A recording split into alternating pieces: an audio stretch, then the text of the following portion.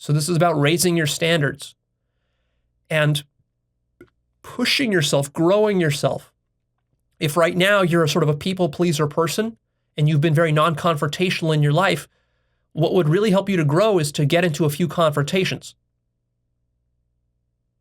Now, of course, you have to be careful about how you do that. I am not giving you a license to be an asshole or to abuse others, because you can certainly swing it in that direction. You got to do it carefully with certain restraint and moderation. But sometimes a confrontation is what's necessary. That's not a license for violence or for name calling. Just the ability to confront somebody on their bullshit or on them exploiting you or manipulating you without being just completely triggered and angry, flying off the handle in a rage, but just in a sort of a calm, grounded way, calling someone out on their bullshit. This is a very powerful and important life skill. And it's difficult to develop that. If you're a non-confrontational person by your nature, just by your personality type or whatever, the way you were raised, you were taught to be polite and so forth. But think of how much this is holding you back in your life. And so really the most important reason that you should actually start to get a little bit more confrontational, play around with it, test it out, is because actually this is something that is missing in the core of your personality. This is something you have to develop. You have to be willing to stand up for your values, for your highest ideals, for what you know is right, for your intuitions. And don't let others bullshit you or bully you or fool you with their stories and excuses.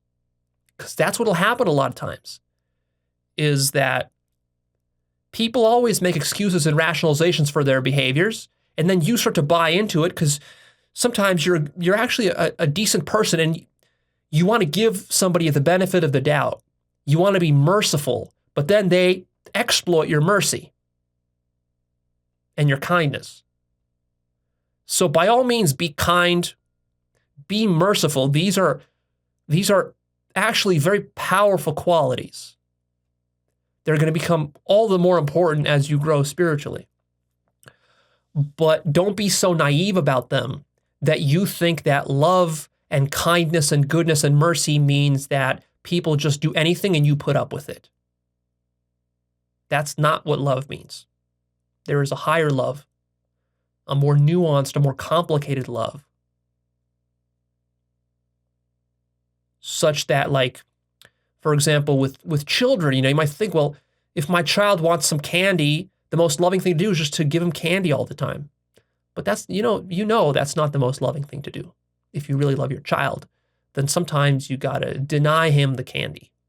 And he might cry and get angry at you, but you gotta be strong enough in your conviction that you gotta be able to hold that poise and hold what you know to be right and true.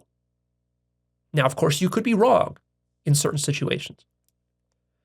And so how do you know if you're doing it out of an arrogance and stubbornness or you're doing it out of a genuine integrity? Well, that's very difficult to make that distinction. For that, you need to really be deeply grounded in your own values, and you got to be wise and mature, and you got to do a lot of spiritual work, personal development work as well, to make those distinctions. And you could still be wrong. So there's also a fine balancing act you got to do between enforcing your boundaries and also being too perfectionistic and too dogmatic.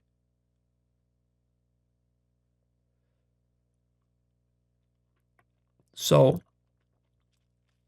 the balance is very important. You have to allow people their imperfections, and you have to allow people to make mistakes. So you can't expect everyone to always live up to your standards too. That also becomes a problem in a different way.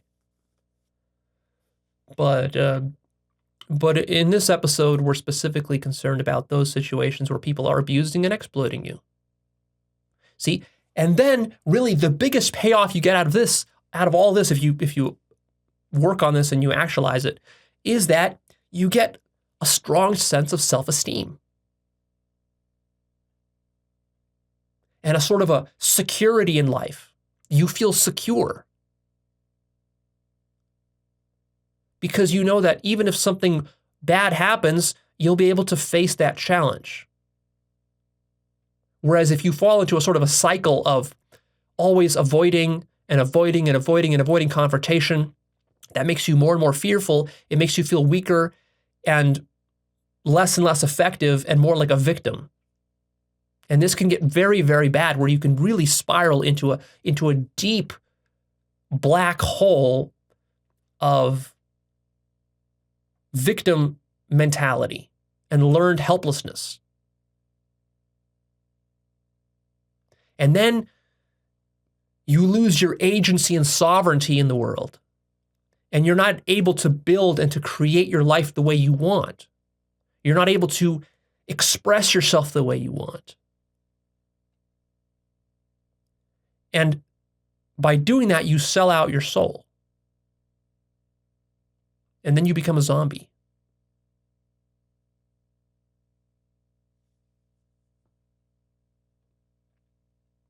And then your life doesn't go so good. Then you get depressed.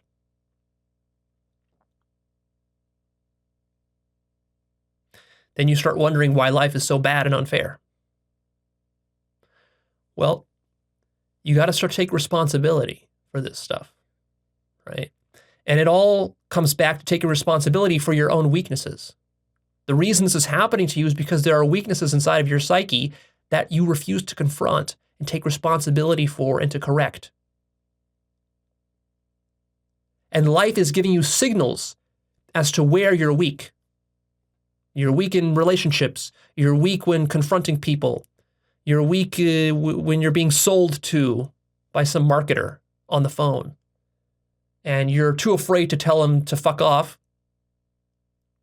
And so, like a sheep, you just listen to him, and then eventually you buy his product that you know you don't even want, but you just buy it anyways just to be nice, just to get him off the phone. So, one of the biggest misconceptions about spirituality is people construe spirituality as just like the turning of the other cheek all the time and being very meek and letting others have their way with you.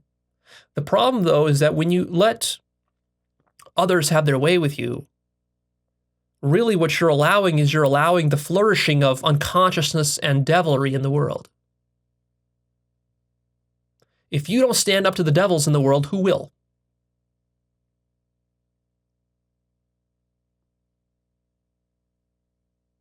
Is that really aligned with the highest love?